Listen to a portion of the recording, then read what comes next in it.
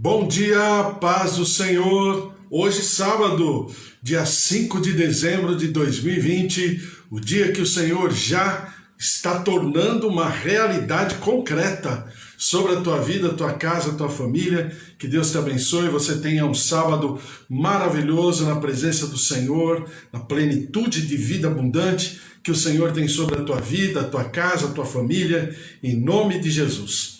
Estamos lendo a palavra do Senhor, sempre orando, clamando pela nossa casa, nossa família, nossa terra, nosso país e também pensando a respeito da palavra.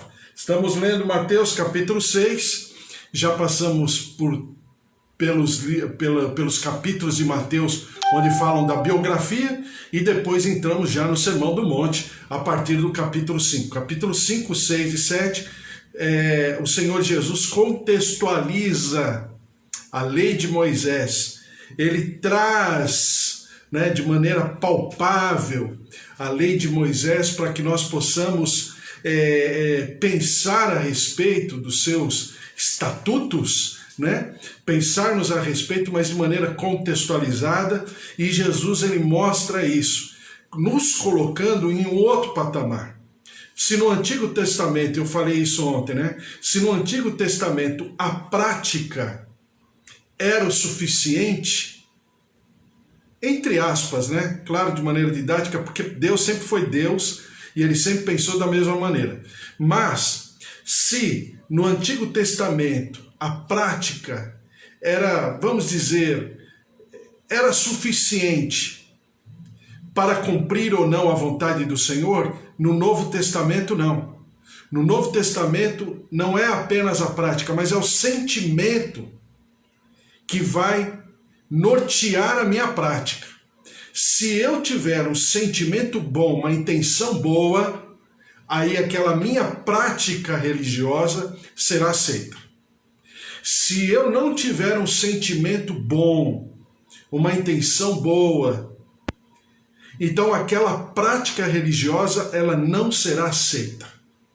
Então, Jesus está nos colocando numa nova etapa, num novo patamar, um upgrade, sobre exatamente essa vida que o Senhor Jesus recomenda como rei desse reino, para que nós, como súditos, possamos vivê-la de maneira íntegra, de maneira profunda, em todas as áreas da nossa vida. Falando sobre isso, Jesus coloca uma entidade chamada Mamon, ou seja, dinheiro, Mamon, sinônimo de riqueza, sinônimo de dinheiro, tá? Então ele coloca uma entidade chamada Mamon, ou dinheiro, ou a riqueza, como sendo a entidade, vamos dizer assim, mais poderosa, com mais poder de persuasão do que qualquer religião, do que qualquer seita, do que qualquer ação de Satanás, do que qualquer, vamos chamar, intenção espiritual, é o dinheiro. E esse dinheiro não é todo dinheiro que é Deus, que é uma entidade, mas é o dinheiro que eu tenho ou que eu não tenho, mas que eu coloco na minha vida como uma entidade. É diferente. Então você não vai ter em nenhum lugar do mundo, em nenhuma geração, um altar ao dinheiro. Tem lá a cédula e as pessoas adorando aquela cédula. Não. Mas é o dinheiro, é a maneira com que eu trato o dinheiro, a maneira com que o dinheiro age na minha vida. É essa a questão. Quando eu falava ontem, e eu estava conversando com a Amanda depois sobre isso, e a impressão que eu tive quando conversava com ela é que talvez eu não tenha, pode ser, eu não tenha me explicado suficientemente quando eu falei sobre a mulher. Por que mulher? Aí eu falei assim, em tom de exemplo, fazer o cabelo, pintar a unha e tal. Mas eu acho que eu não soube, talvez, me explicar completamente. A questão não é essa. pintar o cabelo, tingir o cabelo de loiro, de preto, de amarelo, de vermelho, não é essa a questão. A questão não é ir na manicure, pintar a unha, não é essa a questão. Então eu vou dar um exemplo, né? Aqui para nós os homens, talvez você, nós todos, saibamos aferir melhor, né? Então vamos lá. Mateus capítulo 6, versículo 24. Isso aí precisa ficar muito bem claro, porque se Jesus coloca o dinheiro nesse nível de poder se transformar numa entidade, né, elevada à potência de Deus com D minúscula, significa que a gente tem que pensar sempre a respeito, para que a gente não seja enredado, tá? Então vamos lá. Mateus capítulo 6, versículo 24 diz assim: ninguém pode servir a dois senhores, porque ou há de aborrecer-se de um e amar ao outro, ou se devotará a um e desprezará o outro. Não podeis servir a Deus e às riquezas. Então, a gente combinou, a gente conversou de que nós fomos criados para adorar um só Deus. Nós não temos capacidade, durante toda a nossa natureza, a nossa existência, como gênero humano, como sociedade, como ser humano, de adorarmos, de amarmos dois senhores. Ou bem a gente ama o Senhor Deus, ou bem a gente ama um outro senhor. Desses senhores, como eu já falei, o dinheiro é o que faz sombra ao poder de Deus. Então, eu preciso entender isso. Eu, durante a minha vida, vamos dizer assim, eu tenho vários amores, né? Filhos, o marido, a esposa, os pais, os netos, os sobrinhos, os tios, os amigos, né? A parentela, né? Os familiares. Então, a igreja, os irmãos na igreja. Então, eu posso amar e tenho condição de amar a muitas pessoas, claro, para cada um amor diferente, mas é amor, eu amo. Quando chega na adoração, no culto, eu só posso ter um. Esse Deus que me criou, esse Deus que me formou, ele não aceita dividir, até porque na minha natureza eu também não vou conseguir dividir. Ou bem eu vou aborrecer um e me agradar com o outro, ou bem eu vou aborrecer o segundo e me agradar com o primeiro. Não tem como, não cabe. Na minha natureza não cabe. No meu sentimento, no meu espírito, no meu emocional, não cabe dois senhores. Tá? Então, dizendo isso, como Deus agora, no Novo Testamento, ele enxerga, ele vai aferir mais o coração, a intenção, né? O sentimento, não é apenas a prática. Não adianta eu ter uma prática boa se o meu sentimento não está naquilo, tá? Então, eu falava para Amanda, é como se eu tivesse um carro. Por exemplo, eu tenho um carro, eu e o carro. Eu posso ter aquele carro para, quando eu entro nesse carro, eu me sinto mais forte, eu me sinto mais destemido. Quando eu ando pelas ruas da cidade e eu quero passar, né, vamos chamar assim, um concorrente meu de rua, de pista, né, como se a rua fosse uma pista, então eu me sinto mais eu me sinto mais feliz, eu me sinto mais preenchido na minha necessidade, eu me sinto mais homem, eu me sinto mais forte, mais viril. Isso é mamon. O mamon, o dinheiro vai provocar isso em mim. Por quê? Porque o meu sentimento está naquele carro.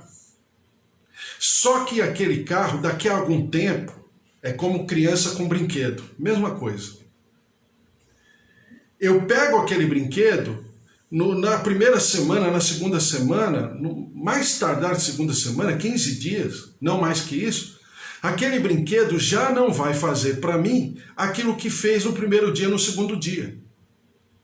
Por quê? Porque aquele brinquedo, ele não vai preencher o meu sentimento de necessidade, tá? Então, por quê? Porque eu não posso, e agora falando do carro, eu não posso colocar no carro essa minha intenção, porque não vai vingar. Não é aí que está a minha felicidade, a minha alegria. Não é no primeiro carro, não é no segundo, não é no terceiro, ainda que eu tenha 50 carros. Agora deu para entender a diferença? Agora a mesma pessoa com o mesmo carro, eu posso ter o carro, por quê? Porque eu me movimento para 3 lugares extremos da cidade num dia só. Eu tenho carro porque quando eu vou fazer mercado, vou levar uma filha minha, eu vou fazer alguma coisa, eu preciso, né, do carro.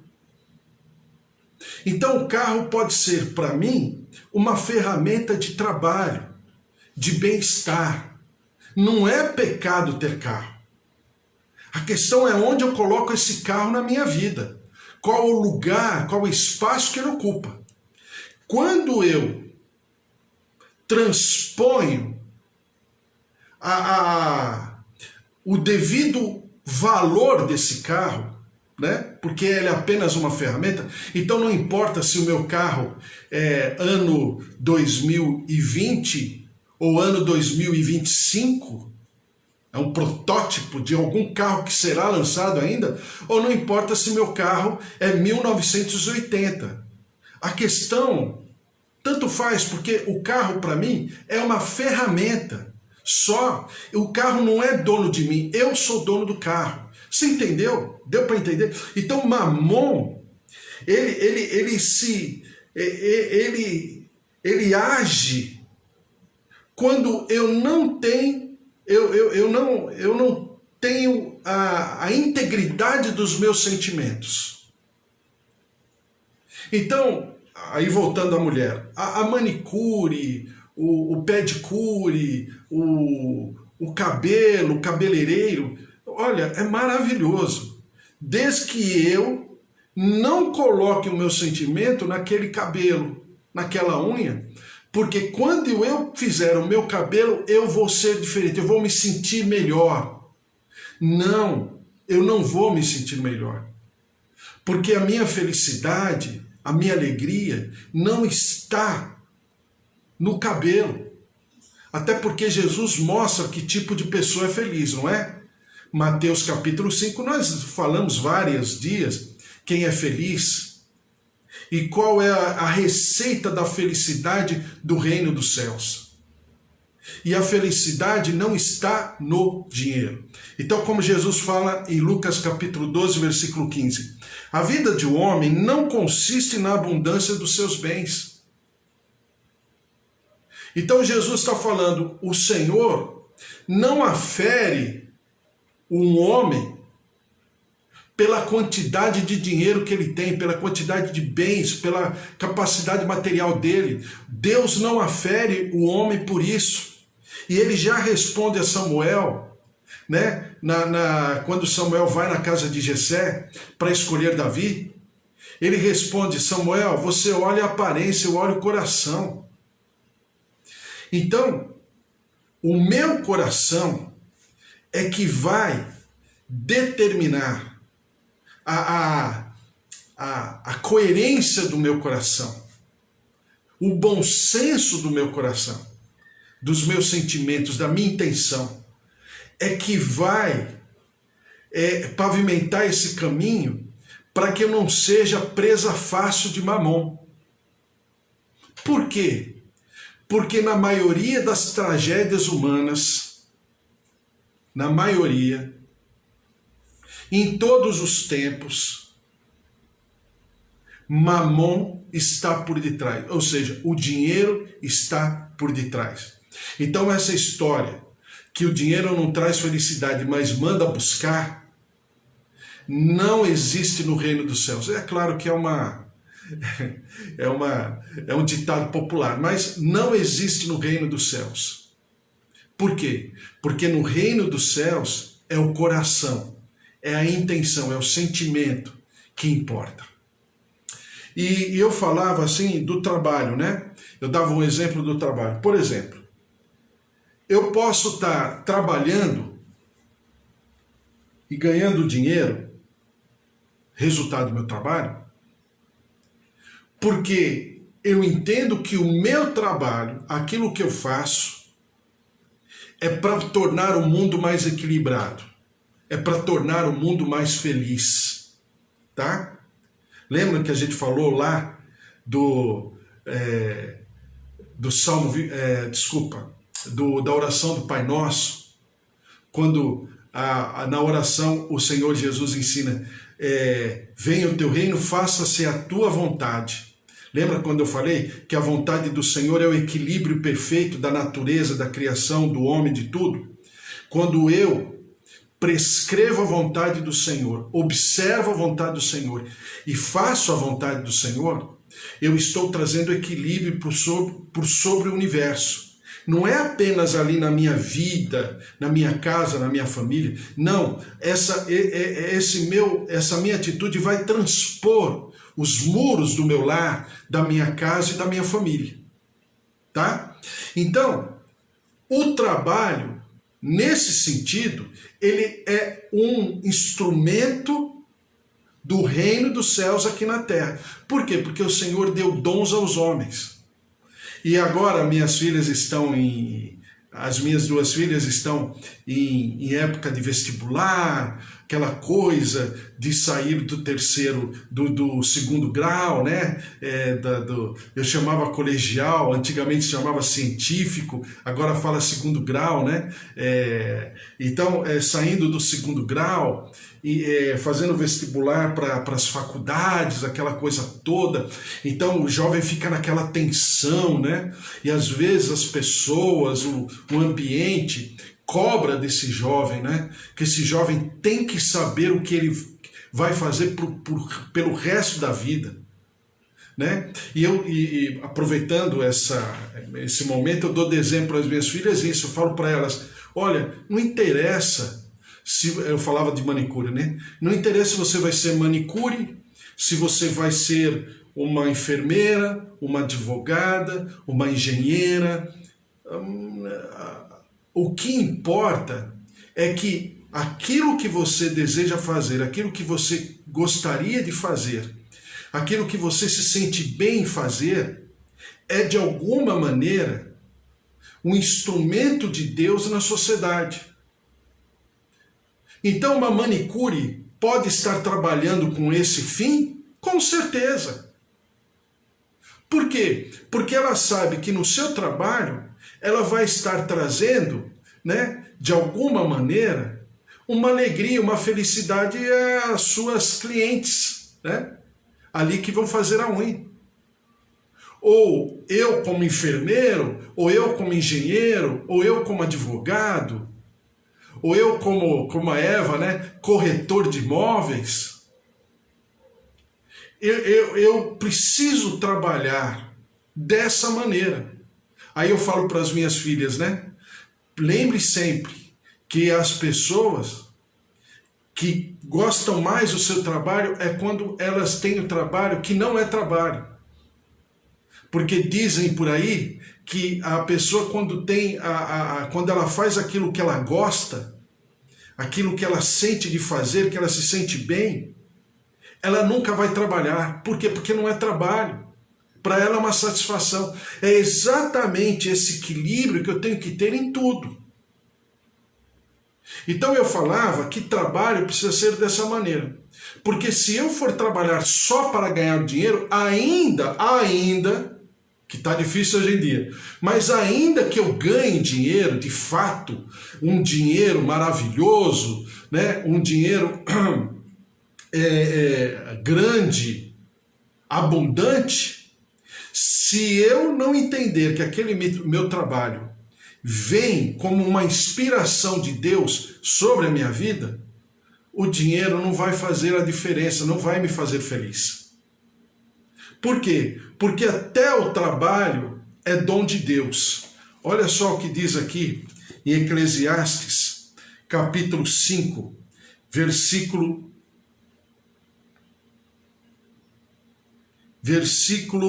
deixa eu ver aqui, versículo 17, eu até coloquei ontem no YouTube, né, na descrição, coloquei também no Instagram e coloquei também no Facebook, né, e está escrito aqui, eis que eu vi, Eclesiastes 6, olha Deus explicando através de Salomão. Lembre-se que Salomão, ele tentou ser feliz na quantidade de dinheiro.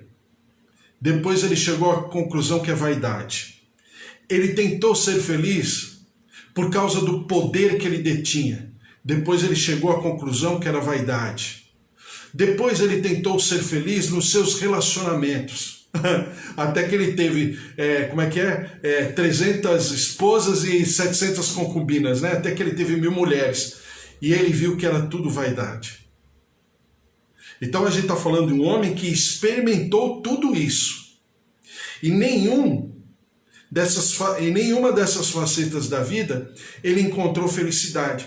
Depois ele achou que era a quantidade de dinheiro, de riqueza. Depois ele entendeu e ele chegou à conclusão que era vaidade. Agora olha o que ele fala sobre o trabalho. Eis que eu vi boa e bela coisa é comer e beber e gozar cada um do bem de todo o seu trabalho, com que se afadigou debaixo do sol durante os poucos dias da vida que Deus lhe deu. Porque esta é a sua porção. Quanto ao homem, olha só o que Salomão está falando, Eclesiastes 5, versículo 19. Quanto ao homem a quem Deus conferiu riquezas e bens e lhe deu poder para deles comer e receber a sua porção e gozar do seu trabalho, isto é dom de Deus. Então, uma grande parte da população mundial tem no seu trabalho tão somente um instrumento para ganhar dinheiro, para sobreviver. Esse trabalho é penoso. Esse trabalho é uma escravidão. Daí, né, nós aqui na cultura brasileira, principalmente, nós achamos que quando a pessoa ganha na loteria, quando ela faz um negócio, ela ganha muito dinheiro, ela vai deixar de trabalhar. Porque na cabeça dela, o trabalho é uma penitência, é uma sentença. É um peso, é um fardo. Só que o trabalho, aos olhos de Deus, ele é um instrumento de alegria, de felicidade. Por quê? É o cumprimento de um dom que Deus lhe deu. Seja o trabalho qual seja. Aqui não está valorizando um trabalho em detrimento do outro. Não, é como eu vejo aquele meu trabalho. É como eu vejo aquela minha atividade. Como eu aqui estou falando com você agora. Como é que eu enxergo essa minha atividade? Qual o meu sentimento? Qual a minha intenção com isso? Entendeu? Aí diz aqui, porque não se lembrará muitos dos dias da sua vida, porquanto Deus lhe enche o coração de alegria. Há um mal que vi, agora capítulo 6, há um mal que vi debaixo do sol e que pesa sobre o homem a quem Deus conferiu riquezas, bens, honra e nada lhe falta, de tudo quanto a sua alma deseja. Mas Deus não lhe concedeu disso que come, Deus não lhe concede que disso coma. Antes, o estranho o come. Também isto é vaidade e grave aflição. Então aqui, Salomão está sublinhando, destacando um trabalho que vem como dom de Deus, uma dádiva do Senhor, e um trabalho que é um trabalho comum, normal. Volto a repetir, não é o tipo de trabalho, né? Se a pessoa é advogada, engenheira, cozinheiro,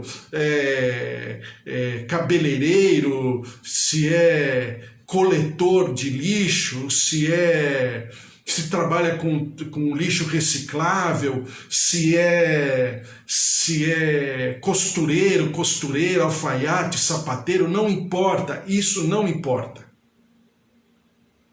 mas aquela minha atividade tem que ser para mim um dom, algo que eu vou fazer a pessoa, aqueles que estão ao meu redor, mais felizes, mais preenchidos, não preenchido no sentido ruim agora, né? No sentido de mamão, mas preenchido mesmo, porque foi bom. É isso que o Senhor Jesus pontua na questão de não termos mamon ou não termos o dinheiro como uma entidade. Então, tudo na minha vida tem que ser aferido. Tudo na minha vida tem que ser aferido. Desculpe. Tá calor hoje, né? Tudo na vida tem que ser aferido. Tudo. Aqui eu estou falando para você de algo que nós temos que conferir os nossos sentimentos a cada momento. Não é uma coisa assim, eu estou fazendo isso errado, eu sou um pecador. Não, Senhor, me ajuda. Eu quero ter sabedoria. Eu quero filtrar a minha vida. Eu quero conferir os meus sentimentos. Para que esse dinheiro não me enrede. Para que esse dinheiro não se transforme numa entidade na minha vida. Por quê? Porque tudo fica norteado por esse dinheiro. Se eu não prestar atenção. Aí diz aqui não, eu que estou falando, né? Então eu preciso tomar cuidado, por exemplo, quando eu perco a autenticidade. Então eu estava falando para Amanda ontem, né? Eu acho tão bonito quando você vai andar por aí, pelo centro de São Paulo, em outros lugares, e você vê aquelas pessoas de origem africana andando com aquelas roupas bonitas, né? As mulheres com aqueles turbantes bonitos, coloridos. Por quê? Porque isso é uma autenticidade. Eles não estão vestidos de calça jeans e camiseta, nada contra calça jeans e camiseta. Mas você percebe que eles se sentem bem. Eles estão, na verdade, refletindo o amor que eles têm por suas terras, ainda que eles estejam em terras estranhas. Ou então, por exemplo, um peruano, né?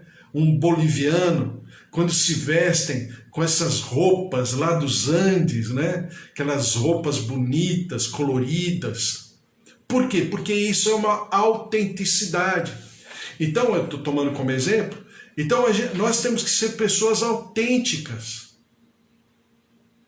que não nos deixamos levar por essa coisa de consumismo que nós temos, que é aquilo que eu falei para você. O meu carro não conversa com a pessoa, né? E nem eu converso com a pessoa, mas o meu carro conversa com o carro do outro. Se eu tiver um carro no mesmo nível daquele grupo de pessoas, então eu vou me sentir bem. Isso é balela. Isso é um grande enredo. Por quê? Porque essa situação, esse sentimento vai me fazer escravo de uma etiqueta, de uma postura, de uma bolsa, de uma blusa, de uma camisa, de uma grife. As grifes é que se conversam, não é mais o ser humano. O homem não conversa com outro homem, mas a grife conversa. Se a minha grife estiver conversando com a grife dele, então eu vou me aproximar mais. Por quê? Porque ele parece ser boa gente, porque a grife dele, não. Na totalidade das vezes, não. Não se afere uma pessoa pelo que ela tem. É Jesus que está falando. Lucas capítulo 12, versículo 15. Não se afere um ser humano. Não se afere se a pessoa é mais ou menos honesta pela etiqueta dela. Pela grife que ela usa, pelo óculos que ela usa, pelo relógio que ela usa, agora o telefone, né? Pelo celular que ela coloca. Porque eu tenho que ter tal celular. Isso é uma grande armadilha de mamon, do diabo. Entendeu? Então não é o bem em si, mas é o que aquele bem significa. O quanto de sentimento, o quanto de intenção aquele bem tem da minha vida. Porque eu passo a ser escravo daquele bem, e não aquele bem é meu escravo, né? Aquele bem se assenhora de mim, e eu não me assenhoro. Então nós, homens e mulheres de Deus, não nos permitimos nos assenhorar de nada e de ninguém. Por quê? Porque o nosso Rei dos Reis e Senhor dos Senhores tem nome, Jesus Cristo, o autor e consumador da nossa fé. Glória a Deus, vamos orar. Senhor nosso Deus, nosso Pai, em nome de Jesus, nós te agradecemos, te louvamos por esses momentos que nós passamos, ó Senhor, porque o Senhor nos ensina a ter bom senso, coerência, o Senhor nos ensina a aferir, porque nós somos exortados na Tua palavra, nós somos edificados, nós somos consolados. Ao Senhor todo louvor, toda honra e toda glória. Por isso derrama-te, ó Deus, derrama-te sobre os teus servos, cada família aqui, avós, tios, pais, marido, esposa, filhos, netos, sobrinhos. Derrama-te sobre os nossos familiares. Cobre a nossa casa com teu sangue, com a tua marca, com a tua proteção. Os nossos queridos, a igreja, Deus de poder, vem com a tua cura, com a tua saúde, visita-nos nas nossas dores, Bispo Antônio que está aqui, Kátia, Dona Nadir, seu Toninho, tantos outros, Mônica, visita-nos na nossa visão, nos nossos olhos, nossos ouvidos, nossa coluna, ó Deus, ciático, dor nas costas, eu repreendo, fígado, rins, recebam a cura do Senhor, veias, artérias, coração, recebam a cura, a saúde do Senhor. E nós daremos sempre ao Senhor todo louvor, toda honra e toda glória. Derrama-te sobre o nosso país, perdoa os nossos pecados, perdoa a nossa transgressão, a nossa iniquidade. Ó Deus, sara a nossa terra, e nós daremos sempre ao Senhor todo louvor, toda honra e toda glória, em nome de Jesus. Amém. Amém? Que o Senhor te abençoe, que o amor de Deus Pai, a vida vitoriosa em Jesus Cristo e as consolações do Espírito Santo da promessa estejam sobre a tua vida, sobre a tua casa, a tua família, em nome de Jesus. Porque se Deus é por nós, quem será contra nós? Se o Senhor é o nosso pastor, de nada nós teremos falta. Até amanhã, um beijo para você, você tem um sábado maravilhoso, na presença do Senhor sempre. E claro, a gente vai pensando na palavra, vai aferindo os nossos sentimentos, e isso é uma grande bênção, e isso vem da parte de Deus. Um beijo para você, até amanhã, fique na paz. Tchau, tchau.